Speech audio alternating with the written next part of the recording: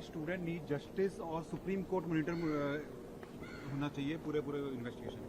नहीं, तो स्टूडेंट्स को जस्टिस चाहिए, क्योंकि जिस तरह अभी भी धरपकड़ हो रही है, जो लोगों ने आंदोलन में पार्ट लिया है, कुछ चिन्हित करके लोगों को धरपकड़ क्यों कर रही है आखिर सरकार? जब आप अब बात कह चुके हो तो अपनी बात पे वापस कैसे जा सकते हैं? तो आप तो देश के बच्चों के साथ धोखा कर रहे हैं।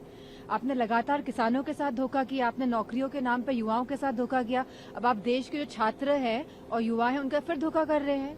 तो ये भाई कहाँ का ये राम राज्य स्थापित करने की कोशिश करी है आपने? राम के साथ, भगवान राम के साथ भी धोखा किया, उनका चंदा चोरी करवाकर।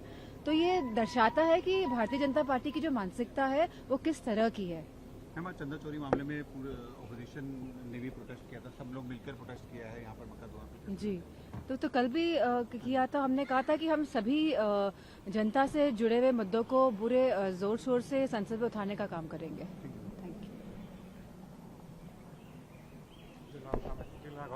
लगाओ